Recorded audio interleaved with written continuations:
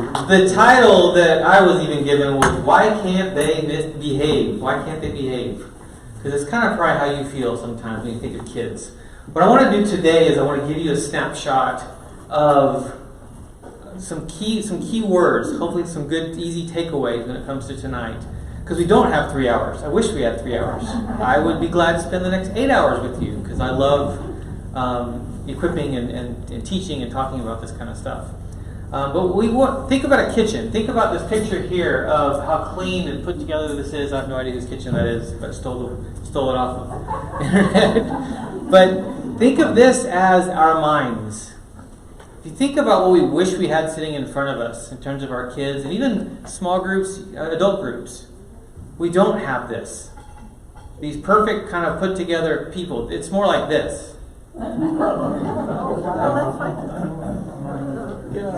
I stole your picture.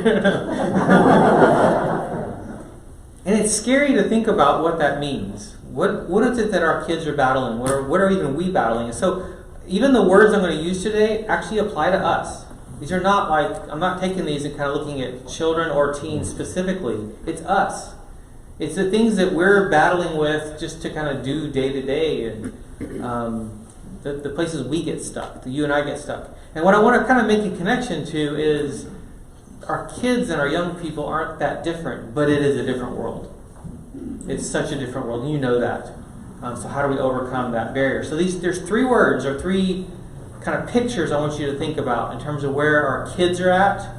And again, I want you to make it even kind of personal where you may be at. One of them is this word here, orphan. And I'm not talking about actual orphans. This is how I feel. So think about me coming into a new group or another place and how I feel. As an orphan mentality becomes activated when our needs are not taken care of, profoundly affecting our style of relating. So think about that young person who comes in and they feel like an orphan. And then there's a key word that we can kind of attach to this that in terms of a feeling of that, and it's betrayal. The world didn't turn out like it's supposed to be. Where's my mom and dad? Thinking of it that way. Betrayal involves any neglect or a failure to care and provide for the needs of another human being. I want you actually even today to be thinking of specific people you might actually kind of come into your mind's eye as you think about this. Who in a group of kids, teens, and maybe even a small group you're in, they come in and they kind of portray this persona of an orphan. They might actually be an orphan, which adds to this. But the feeling of. And then there's another few words that these might actually be, you might have seen these before, but we have the struggle with control, shame, and hypervigilance. I'm battling myself. And I'm sitting in a group and I'm expected to fill in the blank. What's being expected of me? So hang on to that picture. We have the picture of an orphan. The second one is stranger. So what is a stranger? Those in power often banish the alien and stranger and then blame them for not fitting in and doing what good people do to restore their rights. So think about that picture. Someone who comes in and they feel like they're a stranger. And what does a stranger feel like coming into a group or being a part of a group? Powerless. Their core wound is powerlessness. He sees what could be, but has been rendered impotent to bring redemption. And again, think about that persona, that person. Again, I hope you're thinking actually of specific kids or teens or others in your small groups that come in and they feel like they are a stranger. They have dissociation, addiction, defiance, cynicism, envy. And I'm sorry we can't stick that word addiction and just leave it for adults. I wish we could. I wish we could eliminate it completely.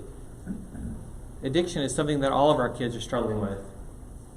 They're battling with different kinds of addiction, which is what? What's the number one probably addictions that you see with kids?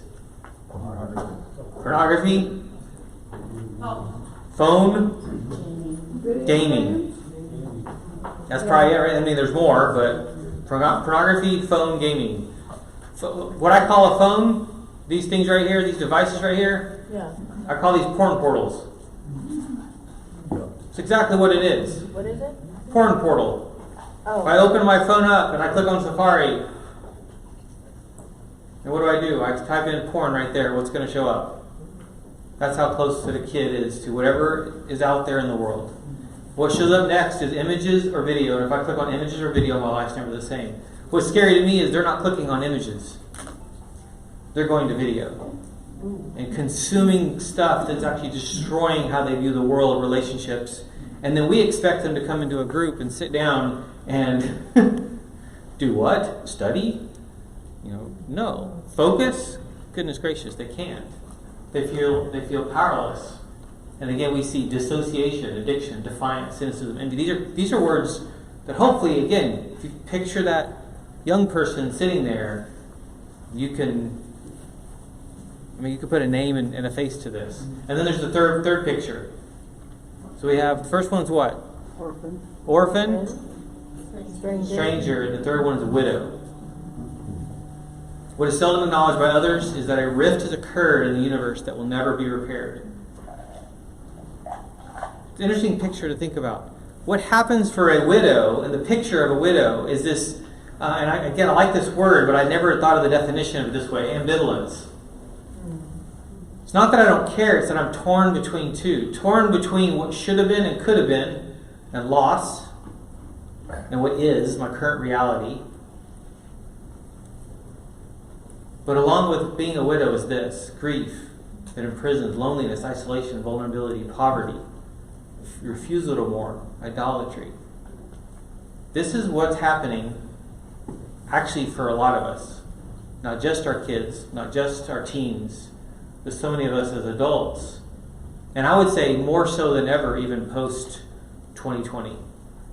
What 2020 did is it exposed. It actually showed us, kind of the raw belly, the underneath. They exposed what was really going on all along. I believe the pandemic started a couple years ago, as in we're in it, and it's going to continue for a long time. Those who are going to serve as adults in 10, 20 years, the impact of the last few years are going to be continuing to have been imprinted on them. The struggles. So then the question becomes, is there hope? How do we bridge that divide? How do we reach across that aisle, if you will? How do I get them to, yes, behave, but way more than behave? One of the things that I struggle with as a shrink, as a counselor, is that in the church, if we're not careful, we are so focused on just behavior. So think of a classroom. It's, they've behaved, I won. No, I don't want just their behavior, I want their heart. And along with getting their heart, oftentimes it gets messy. We have to go into the muck. We have to go into their stuff. When I talk to youth pastors, if I hear a youth pastor go, "Oh man, my ministry's going great," I'm like, you're probably not a safe person then. If they're going, "I want to quit every day," you're probably in a sweet spot. Think about that. If I want to quit, teachers too. The teachers that are probably in the best place are the ones that probably want to quit every day. It's hard. Dealing with all this stuff. And it's like it's been amplified over the last few years. These different words that we've seen. These personas, if you will, of loss and of disconnection. And this inability to connect, to be seen, to know how to be seen, to even just raise our hands. I saw a really interesting article. It was a study that looked at kids who don't have parents that are basically giving them any attention, so neglect. When they enter school, it's like they have this sound in the background in their ear, in their what they hear. It's like this shh, like static. So think about if I'm trying to listen to you, but all I hear is shh in the background. Kind of like I have that with my ear with tinnitus, and some of you probably can relate to that. That noise. And think of a kid who's trying to pay attention. They finally say, "Forget it, I can't pay attention." Mm-hmm. They have found there's one thing that actually can change that, can turn that noise down in their ears to actually be able to hear. And it's the first thing we cut from all schools. What is it? Music. Yes, it's music. Oh, wow. Playing an instrument. There are very few things we do in this world that actually attunes to the whole brain, gets into the whole brain, does something to the whole brain, and the first thing we ask, shoot, get rid of math or English for that matter. We would do better off than getting rid of music. I'm just kidding. Kind of kidding. And let's not get rid of history, because we're seeing that's a bad one to get rid of. Anyway, we get rid of music because there's something about if you learn how to play an instrument, even if you never play it more than school band, it does something to the brain, and it calms some of those noises down to where they can hear and they can pay attention and can engage. Not to mention, along with it, what it does to the inside, hey, I did this idea of achievement, which is beautiful. There's another really important one too. If you've heard of the ACE score, Adverse Childhood Experiences, it's a really important 10-question survey. It was from the 90s. It kind of disappeared for years, and it's kind of been back on the radar. And if any of these 10 things happen before 18, you have a worse adult life coming, basically. It's really, really eye-opening. But there's a second side to that study that a lot of people forget about. So if I have a 4 or more on that ACE score of these bad things that happened to me as a kid, I'm in trouble as an adult. No. The other side of that is a resilience score. Did someone see me? Did someone notice me? Did someone care about me? To me, that is the role that we play here. That you are the ones on the front line seeing through. And the word is this. This is what we need to be doing. Attunement. The capacity to see, feel, and connect with what another is communicating, both verbally and non-verbally. You can walk into a room of kids and you can see the ones that are on the fringes, right? Oftentimes you can really notice them. And what's scary to me, they're the ones on the front lines for sex trafficking and for online grooming. Front lines. I don't have any friends. All my friends are online. So I'm seeing in my counseling practice this huge growth of parents who loved their kids and did everything they could right with their kids. And they're like, why have I lost my son or daughter? The number one place is online.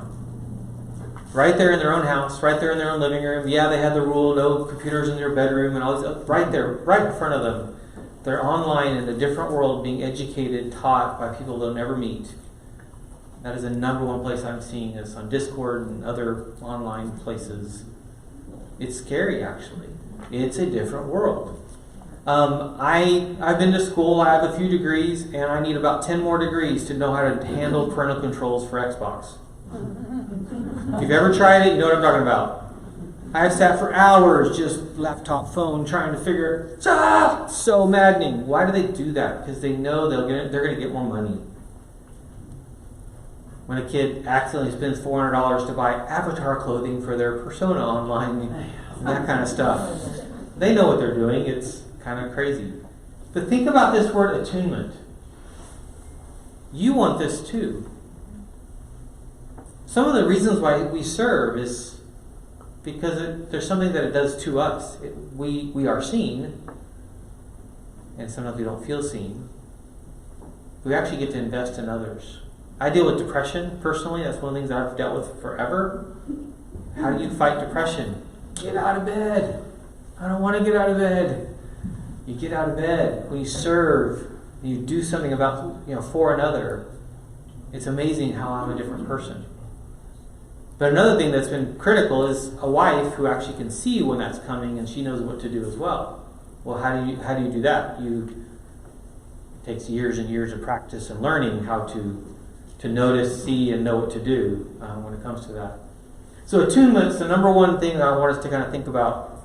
Second one of three. Second one is this one. Containment. So repentance is born in the cradle of grief. The fuel of repentance is the intensification of desire for the sake of redemption. But sorrow carries us. Lament relinquishes what once seemed to work, but also holds out her hands to receive what is not yet. What am I doing with each son, each daughter, not my son or daughter necessarily, the ones in front of me, who's hurting? They need a place where you're like think of it like a safe container. That I can hold whatever you have to give me. Hey, I'm actually self-harming, cutting. Okay, tell me more. Not, what do I do with that? Hey, I've had some suicidal thoughts. Okay, tell me more. How do I stay there and be that safe person for them to just listen? We should never be afraid of those, especially those two. They're separate. They're rarely tied together. Self-harm is not tied to suicide. We tend to think it is, or it feels like it is even. It usually is not even a suicide threat. It's a separate way of maintaining and managing my life and emotions. Suicidality is something that's very real with our kids right now. And the sad thing is we don't tend to know until it's happened. So if anyone even, to me, that's one you don't play around with. You even kind of hint at it. It's like, all right, we got to pause everything else. Let's talk. I want to make sure we root around there and get everything else that could possibly get it out in the open, so that that I'm safe, you know that we're good here, and that I've got your back. And I'm going to check in with you. Can you check in with every single one of your kids? No. That's the hard part. So that's where we have to be careful as leaders, where we don't think that if I don't do this, if I don't do everything right and cross every T and dot every I, then, because you can't. I don't know if you guys, anyone in this room has lost someone to suicide. You're never the same. But what's scary for those around the person who does, once someone I know has, I'm more likely to choose that option as well. Because I see it as a viable option. And so if life gets too hard, it's work for them. Their pain's over. Scary, actually. What we need to talk about it, Same for mental health. I don't like the term mental health necessarily. Because what we do is we go, those people with mental health. And I'm like, no, you have one too. How are you managing your mental health? But I also don't like the word self-care. Because I think we do a really good job of self-worship, honestly. But it's a balance. How do I do my self-care? I work more. Is that a bad thing? Sometimes. And it's a great thing because I also get to see great things happen with people, and it's exhausting at times. And if you love what you do more of it. It's great. Everyone needs to hear something different. When I tell my college students is some of you need to stop playing and you need to finish your assignment, you need to get things done. Others of you need to go play. And then what's going to take you 6 hours while you weren't able to focus will take you 1 hour in the end because you finally burn off some steam. We all have a different message. And think about each kid and each young person. It's the same thing for them. They have a different message they need to hear. And so we're trying to stay attuned to them and be a safe container. These words repentance and sorrow are critical. You're that place. My kids are in a youth group, and we're entrusting our kids, I have 3, into this space with these leaders where, like my oldest right now, he runs to his small group leader before he'll ever talk to us anymore. Like the influence is huge. And it's awesome. I do Boy Scouts. I've been leading Boy Scouts for 12 years. My oldest just finished his Eagle Project. And I never did it. I didn't do Boy Scouts. My dad did. But it's been a place to build a group of dads. And dads only. Where I get to invest in the other boys. And other men are investing in my sons. Why? Because I don't expect them to always come to me as they grow up. You're those people. Everyone in this room is that person in someone else's life when they won't go to mom and dad, and that's actually okay. And I emphasize that. I know my kids will not come to me on some things, and I've prepped them for that for years. Like, that's okay. There's no pressure there. So when they do, is a bonus. So if you have kids yourself that do, that's beautiful. And when they're adults, that changes. Hopefully that relationship changes as kind of adult to adult. But there's another one. So attunement, containment. This other word is really a tough one. And it's like, can I offer this as a leader? And I would say absolutely yes. I call it the other F word. That's how we treat it. I know your mind just went all sorts of places, but forgiveness. The central gift anyone can give another is a heart that will listen, repent, and restore. We can be there about a lesson, or we can be there about something that we're trying to do or accomplish. And our kids and our teens and our young adults are not working on our timetable. They've got a life that's going on, and they've got drama that's going on. And I remember a university I was at in Georgia, they did a study of all the kids that were on probation, like academic probation. 100% of the kids on academic probation were not on it because of academics. Wow. Wow. Yeah, it was all relationships. It was drama at home or drama with some boy or girl. Like, that's what it came down to. It's not because they couldn't do it. That's the thing. That's the difference. It's like we're giving them a punishment almost, in a sense, in the academics, because that's kind of the card that can be played. I understand that. But it was interesting to see what needed to happen wasn't necessarily more tutoring. It was arms to come around them and say, hey, you got this, and I got you. And your parents' divorce or the death of a sibling or something horrible and tragic. Hey, we're in this together. I love you. I see you. That's what we need. So think about these words here. These orphan, stranger, widow. These word pictures here. The harm that they've experienced. Betrayal, powerlessness, ambivalence.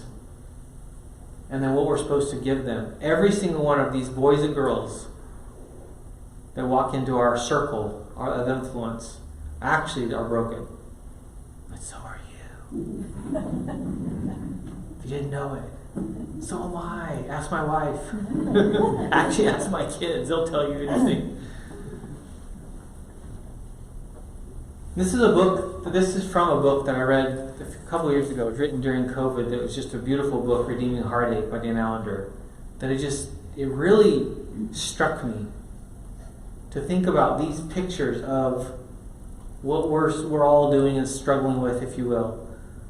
One of the differences between my mom and dad's generation that I've noticed in terms of parenting was I feel like there was this need or desire to be perfect and present myself as perfect and not share story.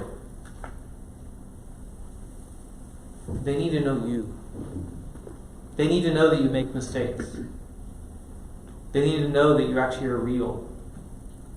They don't need perfect. They're actually probably sick and tired of it.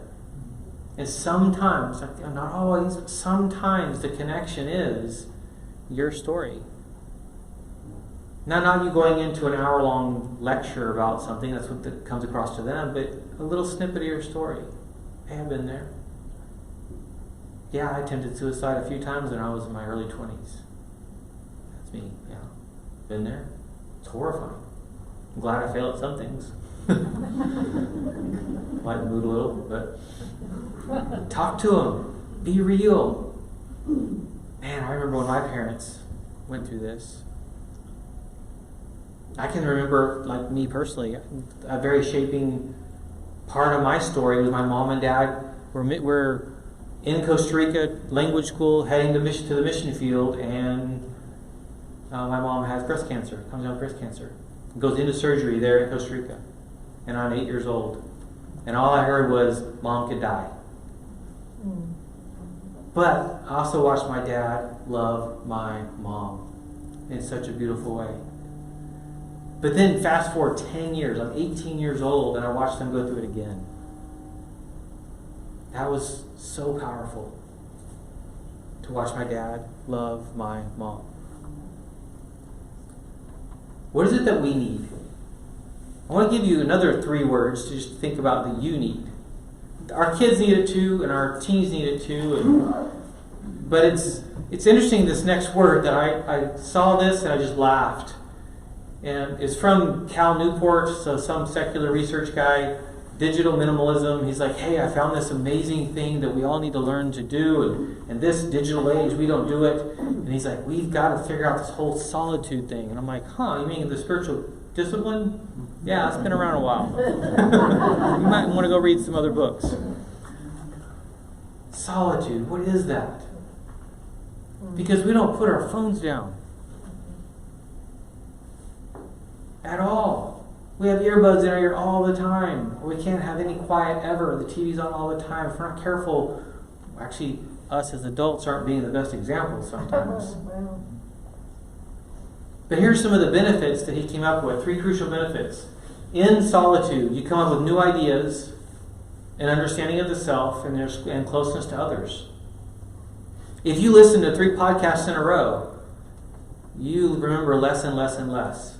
If you listen to one and pause, silence for a while, and then listen to another and silence for a while, you have a much more higher chance of remembering more and retaining more because you're able to absorb it. We cannot handle the pace that we have today. And he said solitude is about what's happening in your brain, not the environment around you. That's a critical piece for us. And I'm one to talk. I've got 4 jobs. But solitude, you've got to find it. What does that look like?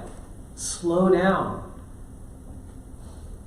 And sometimes you think of what we need to have for a retreat or a group with our kids. We need, especially away from phones. That's a big one.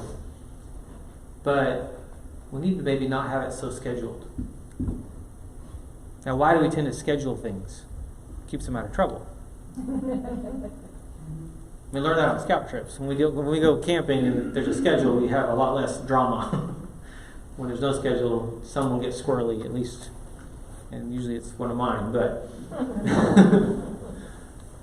we need solitude. But there's another one that's actually another interesting, again, not revolutionary, but we need leisure. If you're not careful, life's too busy and too crazy and too full.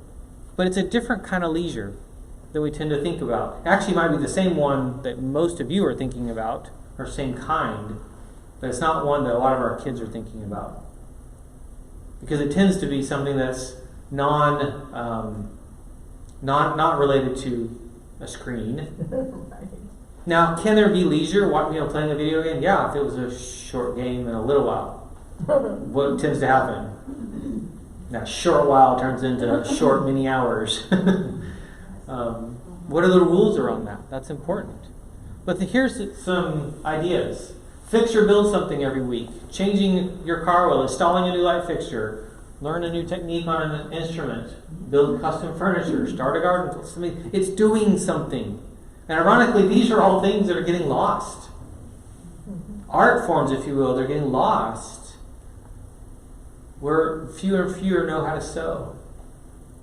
Fewer and fewer know how to do anything that doesn't involve a microwave when it comes to cooking.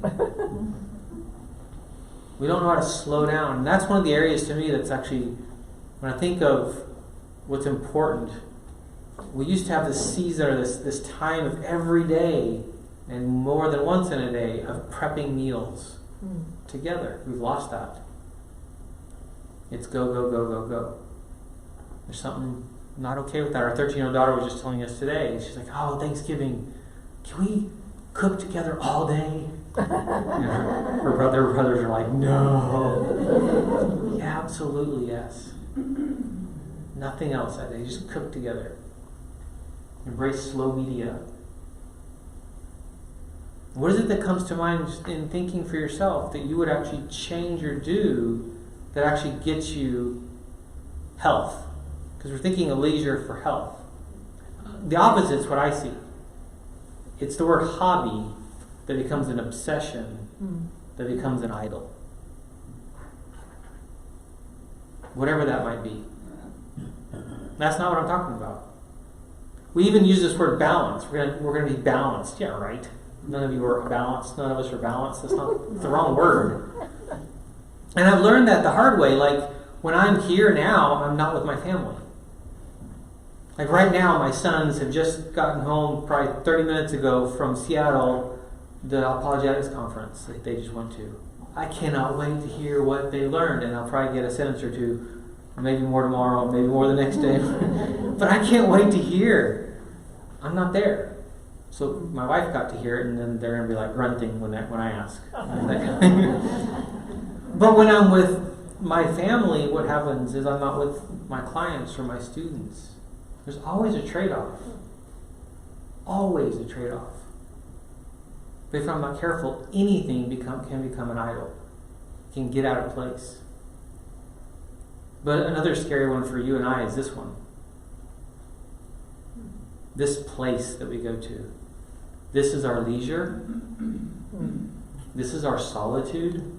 No, sorry. This doesn't count. They created it like a slot machine on purpose. That's exactly what they were doing. Keep you there. Keep things in front of you to keep you engaged longer, just losing time, killing time. It's scary, actually, that you and I can be really sucked in, whether it's cat videos or whether it's crime videos, whether it's scary to think about where we tend to go and lose time. Like, these devices have changed our life. Because what we want, and what I hear from parents a lot of time is, I wish you would say from up front, everyone should get rid of cell phones. It's like, yeah, I would if it would ever happen. It's not going to happen, sorry. This is a world we live in. So how do we manage it? That would mean that these would be something that have no games on them, and they serve a purpose. They're a tool. That's a difficult one. And we've tried with our kids all sorts of different devices and different things, trying to figure out a way to manage them. And each kid's so different, and they do something stupid, and you have to find a way to manage them with it. But 2015 study, so you know this is very old. So the average teenager, 9 hours per day. Have you thought about your screen time usage? I think at one point I looked at mine and was like, I think maybe 15 hours a day when you think of just computer, laptop, or other screens, or phone. It can be way too much. Because we go back to look at that leisure one. Well, this ties into this third one.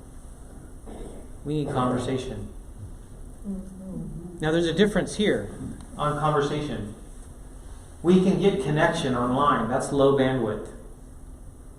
We need each other. We need to do life with each other. We need face-to-face. This drove me crazy during a few years ago. You know when. We need each other. And there's something different about slowing down. What's happening to our teens especially, I can't pay attention to you. You're not exciting enough. What did that? Fast video games and videos. They can hit what is the attention span? If anyone know? 8 seconds. Like 8 seconds? Yeah. It's great. It's wonderful. Yeah, sit through an hour class. I taught this thing about dating and relationships to our middle school group a few years ago. You could hear a pin drop. It was awesome. My favorite part was afterwards, the breakout sessions where, wow, we've never had that much discussion. Yeah, talk about sex and gender, and you have a lot of discussion. But it's interesting if this is a value of conversation, think about church events. If we just show up barely on time and we leave right when it's over. And some of us, we have that personality. That's my wife. She wants to sneak in late and then leave a little early. That's personality. But she finds hers in other places. Where do you find that conversation, that connection? Because what we actually have is, we have an epidemic right now of isolation. Actually, an epidemic of loneliness. So if you think of what that young man, that young lady that's sitting in your group, high school, middle school, elementary, they have on them, I believe, the weight of the world. We almost don't think, that's like, come on. Like, your world can't be that dramatic. To them, it is. Because right now, they're probably consuming videos of Hamas. They've probably seen way more than any of us, some of them. Why? Because they can. They have access, potentially. And they get obsessive.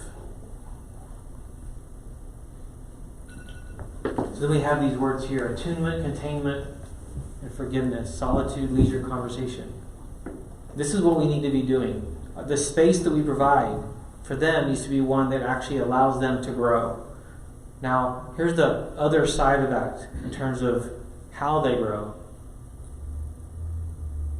Do you think we expect too little or too much?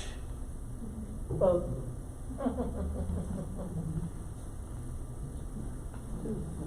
Depends on the date. Just on the day. I think we're expecting way too little. Way too. Is each kid different? Yes. Is there a timing for some of these kids? Absolutely. Is there more autism and other things like that are a struggle and a battle? Oh my goodness, yes. Those become more unique and need a nuance. But can you? Yes, you can. How do I know if I can? I try it and I fail, and I try again and I fail again, and They start learning that failure is not the way they potentially define failure. They decide, do I risk it? I think it was a Yale professor a number of years ago, right before COVID, she assigned an assignment to her men in the class, because back then you could say men. Anyway. She said, guys, I assign you this assignment to ask a girl out on a date sober, go on the date sober, come home from the date sober, and don't lay a hand on her. Because the guys had sex with 5, 10, 20, 30 different girls but had never actually been on a date. Talking to 20-something-year-olds today, that's normal. I highly recommend reading Nancy Pearcey's book, Love Thy Body, an incredible theology of how we got here on abortion and the transgender conversation, homosexuality, but the hookup culture. And her new one is incredible. I'm in the middle of it right now, called On Toxic Masculinity, totally reframing that one. And the number one takeaway from her newest book is, you know who the safest, absolutely safest men are? Church-going, committed Christian men. They go to church and they're committed to the church and committed to the family. You know who are the scariest men? The ones we tend to hear about in the news of toxic masculinity Christians? The nominal Christian ones. And the non-Christians are in the middle. So the nominal is the scarier, hey, I heard about this word submission, I'm going to play this out. And they run with it, not having a clue what it actually means. That kind of thing. Like, reading this book just recently has made me kind of, wow, there's a lot of stuff even I worry that I believe just because culture's told me to believe it. We need to be careful with that. One of the areas that I teach in is on gender and sexuality. That's what I spend most of my time. And here's the statement that I give everyone, basically. Either I do or someone else does. Either I do or someone else does. About 5 years ago, I think it was, California voted to require kindergartens to teach all 15 genders. And I laughed. I was like, 15? There's 90-something on Facebook. They need to catch up with the times. And Facebook's in California. They need to talk. Anyway, 15 genders. Parents freak out. Oh my gosh, I can't have my kid. And they have to have dual incomes because you can't live there. So what do? And then this is what they would say. Well, they're too young for me to tell them. So they're too young for you to tell them, but it's okay if some stranger at school tells them a whole different ideology. Do you hear yourself? May it come from us first. Because what's happening is kids are actually hearing stuff and then they hear it from mom and dad and go, you're old. You're old school. Things have changed. You don't understand the new world that we live in, the progressive world. Love has been redefined. It's like, oh, yeah, love is still the cross. It'll never be anything but the cross. And love is marriage is to die for someone and to die to self for someone, not whatever I feel. Like, this is so critical. Because I worry at times if we're losing this generation. What's going to happen as adults? I think it's a very important question to ask. 10 years from now, 20 years from now. What do we do when two men who are married and have 3 kids come into the church? 2 women, 3, 4, by the way. Polyamory is growing like crazy right now. 3, 4, 5 people that are all in a relationship together, live together, raise kids together, and they're a family unit. What do we do? First of all, we invite them in. Fellowship, yes. Second, it's a call to Christ first. As a believer, okay, now we have a different conversation. There's an order to that. If we're not careful, we actually have the order of behave first, get your life together first, and then we'll talk. No. Preston Sprinkle in his research actually found that 3% of people that leave the church, gay and lesbians that leave the church, leave because of traditional Christian sexual ethic. 97% left because they were unloved. They felt not seen. They felt not attuned to. They felt it wasn't the theology. I think it's really important to think about. And then this gets really personal when it's our own son or daughter or sibling or best friend or people that we love. How do I walk alongside and just gently point to the cross? Because that's our job. Whether it's a small group with little ones up to, well, all of us. We're getting together to fellowship, but then to point to the cross. To lead all of us towards what is it like to live a life outside of myself, which is really critical. And so I wrote this book, the red one, I Can't Say That. It's for parents. And it's to help you walk through a biblical worldview on gender and sexuality. Because I'm seeing parents didn't have that. And then there's a workbook. And then I wrote the one for kids and teens, and they hand it to them if you won't go there and say, hey, here, you read this. I've got some groups actually doing it as a Bible study of the family. And there's questions at the end. And what is it focused on? What does the Bible say about these things?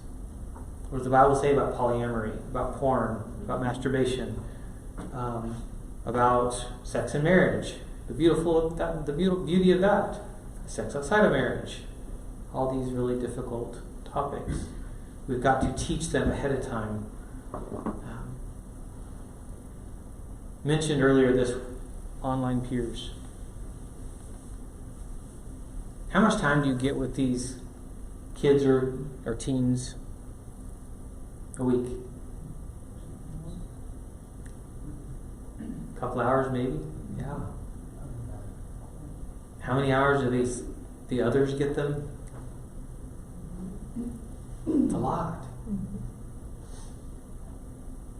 So a lot of what we need to be doing is actually going to kind of where they're at and kind of pointing out some of the inconsistencies and then kind of backing off and letting them go, they've got to figure this out. So how we approach and enter in and have those dialogues is critical. If we're not careful, again, we're coming across as you down there, behave. Versus, I have a question about that. Hey, what if that's true? What if it's not true? Plant little seeds of doubt. Have conversations that lead them to know, hey, I care about you, and I'm going to point you only in one direction. And that's towards your faith being in Christ and you dying to idols. Because I feel like that's what we're bent to. Titus 2, teach the older men to be temperate, worthy of respect, self-control. Likewise, teach the older women to be reverent in the way they live. Then they can train the younger women to love their husbands and children, to be self-controlled and pure. Similarly, encourage the young men to be self-controlled. live self-controlled, upright, and godly lives in this present age. I sense a theme in those passages, but I also see it in order.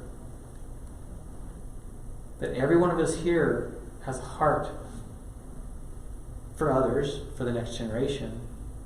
Different ages. Some of you actually like little kids. Some of you actually like middle schoolers. Bless you. Some of you actually like high schoolers, and others would think that's crazy. Like, it's neat to see the gifting and the passions.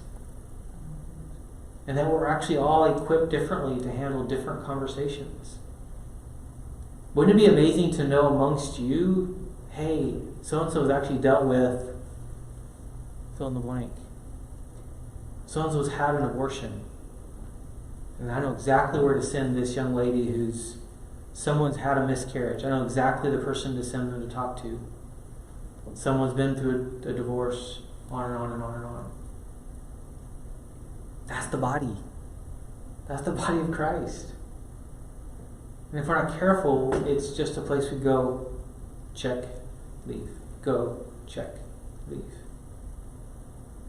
Because you actually need that too. You need to be attuned to. You need others that actually can be that safe container. And that other F word is beautiful, forgiveness. To have someone listen to me and realize that it's actually not about human. Like, that can feel good, but it's knowing that He has that changes everything.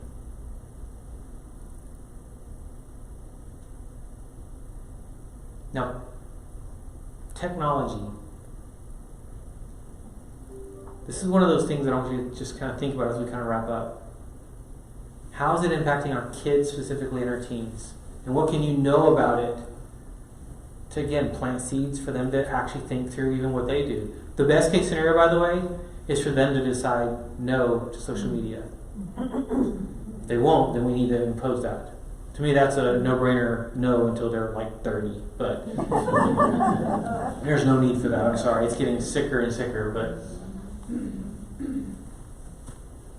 the negative impact of technology, school performance, quality time, they are less empathic. They're blurred boundaries, and they're becoming the inside generation.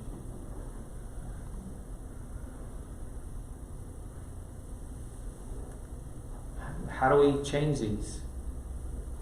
Actually, school performance, we've got to be able to, thinking of just Sunday school, to use that old term that I actually still like, they have to want it. And when they get excited about it, it's amazing to see how they change their perspective on that and learning. Like, that's what I'm hoping happened even to our sons, even more so this weekend with that apologetics conference. We need to slow down. A lot of times we have events even, and they aren't quality time. They're in and out, quick. We don't have time for that. And I know we have busy lives, but I'm sure there's probably some football game on too. I don't know. I don't pay attention, but I mean, that affects my oldest son like crazy. He's like, his whole life revolves around the schedule, and it's like, this worries me. Less empathic. Okay, it's time for you to serve with the 1-year-olds. It's time for you to serve with.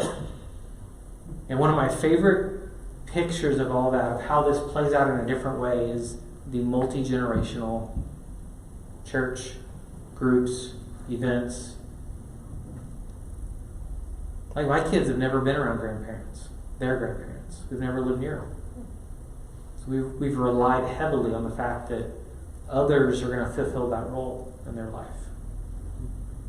And I'm guessing we're not the only ones. And others don't have healthy ones or good examples. So how critical the church is.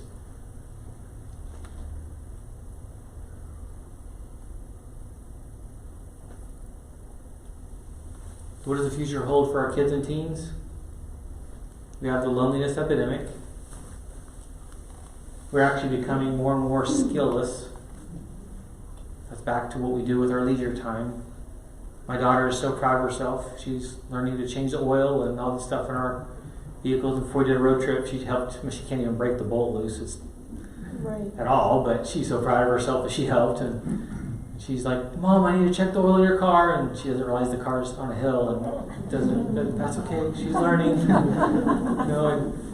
My boys hate me for making them do a great job. But we were working on the brakes one day a couple years ago. I think Blaze is like 13, and we could not break the bolt loose. And then all of a sudden, my son was like, "What if we put a jack underneath the wrench and just start lifting the jack?" Oh. You're brilliant. And it worked. Do you think he is proud of himself for figuring that out? Goodness gracious, yes. Yeah. Think he's bragging to others about that? Yes. You can't make those things happen very easily. They just kind of have to happen. And then when you have the radiator you're trying to put in it that fit, that's where you that's hard. But those kind of things, we need to actually be teaching. There's even a YouTuber, I think, Dad, who's been making videos for those that don't have a dad to teach these things. It's awesome. It's such a great, from anything from how to change a light bulb to how to fix a drippy faucet. It's great. We need that. It's so important. There are wanderers. I feel like too many are lost. I think part of why is because we actually do have a place that we fit in. But I wonder if we're seeing it wrong. I don't want anyone to actually just have a job they just kind of do. It's why am I here? I'm here for a purpose. And I've seen everything from those that are in ministry and do ministry because they love serving people, to those that have a job that they know the job provides an income to then open the door to serve and to do the things they do. We need to have purpose. We must have a purpose. Some of us in this room might actually, that's an area that might need some tweaking and some re-looking at, where I can serve here or elsewhere, but serve in a way, impact in a way, sit with someone in a way that actually could change their life. We have a mental health disaster. Anxiety is seen as one of these things that I'm trying to avoid. So if I get put on medication for anxiety, I don't have anxiety. It's like, no, now you're not human. If you're not careful. The meds work great when they work, when it's the right ones. But if we're not careful, my goal is to be anxiety less free. No, anxiety is meant to tell you something. Of course you have anxiety. You have a test tomorrow, and you didn't study. Dodo bird. It's like, yeah, of course you have anxiety. You're about to ask someone out. Of course it's supposed to tell us something, not be something that we're actually trying to avoid. And so we have to actually learn, what is my body doing? First, if anyone had a panic attack, they're so much fun, aren't they? Just kidding. First time I had one, I was going to town, and I knew the girl that had just left me, that engagement had broke up, that I was going to run into her, and I did. We're pulling the car off the side of the road and just whole body freaking out, and afterward going, cool, that's what an anxiety attack's like. Okay. All of a sudden I saw it different. If you haven't felt one, it's kind of like, come on, suck it up, get over it. No. You have one, it changes everything. Same for depression, same for being suicidal, same for being lonely. Not every one of us has felt every single thing, so it's leave them and lean into it and provide that containment, that attunement, forgiveness. Another one, though, is that they're also not married. I love that Bodhi Bakum, pastor who used to be in Houston, he's now in Zambia with his family, president of a university there. He talks about I think he has 8 kids. He says, I raised my sons to be fathers and husbands, and I raised my daughters to be mothers and wives. And that is a very uncool statement these days. It's like, if they don't, that's different. Not everyone will, and I understand that, but we're doing the exact opposite. And I teach at a university. It's what do you want to do for a living? And I teach in the counseling field, which means I have 99% female. It's amazing how many of them go, I just want to be a wife and mom. And I go, why did you use the word just? They've been trained to. What do you want to do for a living? I don't want one. Okay. What are you going to do until the other door opens? When I met my wife, she owned her own house and she had a great job. She had no career aspirations, but ironically, she married me thinking she would have to work the rest of her life. When we met, I was walking with a cane and I was told I'd never have a job. When she said yes to my proposal, she knew I had been in the hospital 3 times in the 10 months we were dating, that she would work and I would be at home. That's what doctors told us. She's been a stay-at-home mom for the last 15 years, homeschooling our kids. And I ride a Harley and I go snowboarding and I go backpacking and stick it to you, Satan. How? I learned to take care of myself. I have Crohn's, I have a whole bunch of other health issues, and I've learned to not let that stop me. It does sometimes. It stops me dead in my tracks sometimes. But I keep fighting because I feel like I have called to something. It changes everything. And that's what I wish I could give you, and I feel like most of you wouldn't be here if you didn't have it. There's some portion of that. But also, every one of these kids that sit in front of us need that. Why do you need to do school? Because it's stupid. Well, yeah, that's why we give you these required classes, because you wouldn't pick any of those. We tell that to our kids all the time. It's funny, in Boy Scouts they do the same thing. There's required merit badges. Why? Because you never pick any of those. Same model. And then, what lights you up? What gets you excited? And my favorite thing is when you have this gifting, like talent over here, and God says, I want you over there. And my father-in-law, he's went to college and he studied industrial arts and wanted to just hide. Came to Christ in college, met my mother-in-law 50 years ago. He's been in ministry, preaching for 50 years. And he stutters. And he's to me one of the most beautiful men of example of that, where he has this incredible gifting, but if you're re-roofing your house, he's on the roof with you. If your water heater busts, he's helping you clean it up. And he's a preacher that would never choose to be in front. And God has had him in front for 50 years. So what if where your gifting is, and we're like pushing a kid that way, isn't where God's telling them, maybe we need to rephrase like what you want to major in or what you want to do for a living, and look at, where's God calling you? What's happening in your spirit towards what God is actually building in you towards kids or towards some group that actually needs some area of service or needs? That's exciting. And I feel like that's what if I could think of anything, that's what I would want to be passing on to them, that would change their work ethic and change so much of their lives. I think this not marrying is a problem. Tim Keller, before he died, he wrote a book about marriage. Why did he write it about marriage? Because his congregation was primarily single adults, and he's like, guys, you need to understand why marriage. Is it for everyone? Everyone would know. But actually we're designed for one another. And here's my favorite part, especially for any of you that are single or widowed. Which one goes to heaven? Marriage or the church? Marriage doesn't translate to heaven. The church does. And remember that. If we're not careful, we get too obsessed about marriage and family. I think that's God's design. It's beautiful, but marriage will not be in heaven. But we will be. You and I, in fellowship, in a way that we can't even comprehend. That's where we should be spending a lot of our time too, is investing in one another because of that. We're taking each other with us. And more of these kiddos as well, and families. So, hopefully that whet your appetite a little bit. There's a lot more I could say, a lot more I could go into, but you have questions? I guess question time, is that for you? Yeah, we have a couple minutes for questions. Okay. A few questions.